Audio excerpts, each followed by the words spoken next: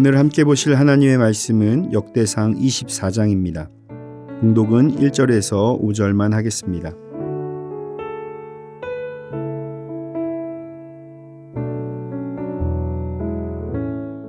아론의 자손의 계열들이 이러하니라. 아론의 아들들은 나답과 아비후와 엘르아살과 이다말이라. 나답과 아비후가 그들의 아버지보다 먼저 죽고 그들에게 아들이 없으므로 엘르아살과 이다말이 제사장의 직분을 행하였더라. 다윗이 엘르아살의 자손 사독과 이다말의 자손 아히멜렉과 더불어 그들을 나누어 각각 그 섬기는 직무를 맡겼는데 엘르아살의 자손 중에 우두머리가 이다말의 자손보다 많으므로 나눈 것이 이러하니 엘르아살 자손의 우두머리가 16명이요 이다말 자손은 그 조상들의 가문을 따라 8명이라. 이에 제비 뽑아 피차에 차등이 없이 나누었으니 이는 성전의 일을 다스리는 자와 하나님의 일을 다스리는 자가 엘르알의 자손 중에도 있고 이다말의 자손 중에도 있음이라. 아멘.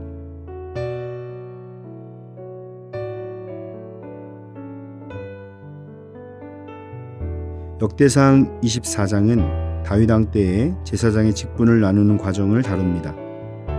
본장에서는 중요한 사건이 나오는데 바로 제사장의 직분을 나누기 위해 제비를 뽑는 과정입니다. 오늘 본문에서는 아론의 아들들인 나답, 아비후, 엘르아살과 이다말이 언급됩니다. 나답과 아비후가 그들의 아버지보다 먼저 죽었고 아들이 없으므로 엘르아살과 이다말이 제사장의 직분을 행했습니다. 다윗은 엘르아살의 자손과 이다말의 자손을 나누어 각각 제사장 직분을 맡기기로 결정합니다. 하나님께서 선택하신 아론과 그의 자손들이 하나님을 예배하는 제사장이 된 것입니다. 오늘날에는 바로 성도가 제사장의 역할을 감당해야 합니다. 오늘 말씀을 통해 하나님께서 선택하신 제사장의 직분과 사명을 깨닫고 하나님이 기뻐하실 제사장으로 살아가는 저와 여러분이 되시기를 축복합니다. 첫째로, 제사장은 하나님이 뽑으신 사람입니다. 오늘 본문은 다윗이 제사장 직분을 아론의 자손 중에서 제비를 뽑아서 24반열을 세우는 것을 기록하고 있습니다. 다윗이 아론의 아들 중에서 엘르아살의 자손 사독과 이다말의 자손 아히멜렉을 중심으로 아론 자손을 24반열로 나누어 제사장의 직무를 수행하게 했습니다. 그 중에서 인구 비례를 따라서 엘르아살 계열이 16반열을, 이다말 계열이 8반열을 차지하였음을 기록하고 있습니다. 아론의 자손들 가운데서 뽑았다는 것은 제사장 직분을 행하는 것이 인간의 생각, 경험, 선택이 아닌 하나님의 선택을 통해 뽑힌 자들만이 제사장 직분을 얻을 수 있다는 것을 의미합니다. 2절을 보면 나답과 아비후가 그들의 아버지보다 먼저 죽고 그들에게 아들이 없으므로 엘르아살과 이다말이 제사장의 직분을 행하였더라 라고 기록하고 있습니다. 이 사건은 레위기 10장에 기록된 나답과 아비후의 죽음 사건을 통해 확인할 수가 있습니다. 아론에게는 원래 4명의 아들이 있었는데 첫째와 둘째는 제사장 직분을 수행하는 도중에 하나님께서 명하지 않은 다른 불을 들이다가 하나님의 심판을 받아 성소에서 죽었습니다. 나답과 아비후가 독주를 마시고 들어가서 분향을 하다가 다른 불을 담았기 때문입니다. 그래서 이제 남은 2 아들만이 제사장의 직분을 수행하게 된 것입니다.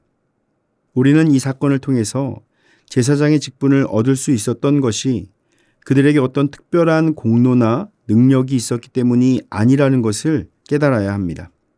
아론을 보십시오.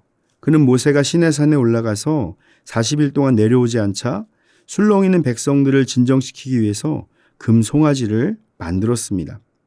그는 분명히 신앙적으로 부족한 면이 있었던 사람입니다. 그럼에도 불구하고 아론이 하나님이 택한 제사장이 된 것은 오로지 하나님의 선택이었다는 것입니다. 하나님은 하나님을 위한 사람을 세우실 때 연약한 자를 들어서 사용하십니다. 그리고 그에게 하나님의 전능하신 능력을 부어주심으로써 그 직분을 감당하게 하시는 것입니다. 우리는 성경 속에서 이런 인물들을 찾아볼 수가 있습니다. 기드온은 매우 유약한 자였습니다. 그러나 하나님이 함께 하시자 300명의 용사로 18만 5천 명의 미디안 군대를 물리쳤습니다. 베드로는 어떻습니까? 그는 예수님을 배신하고 저주하였지만 하나님께서 베드로에게 성령을 부어주시자 그는 예수님을 전하며 수많은 영혼을 구원했습니다. 이것이 하나님이 한 사람을 통해 일하시는 방법입니다. 그렇다면 우리가 할 일은 무엇입니까? 주님의 선택에, 주님의 부르심에 최선을 다해 순종하는 것입니다. 하나님이 우리를 부르시고 택하심으로 하나님의 일을 맡기시고 우리를 통해 그 일을 이루어 가십니다. 하나님이 찾으시는 그 한 사람이 바로 내가 되기를 소망하십시오. 주님의 뜻에 온전히 순종하며 나아갈 때 하나님의 역사를 맛보는 삶이 될 줄 믿습니다. 둘째로 하나님이 세운 자리에서 충성하십시오. 3절을 보면 다윗이 엘르아살의 자손 사독과 이다말의 자손 아히멜렉과 더불어 그들을 나누어 각각 그 섬기는 직무를 맡겼는데 라고 기록하였습니다.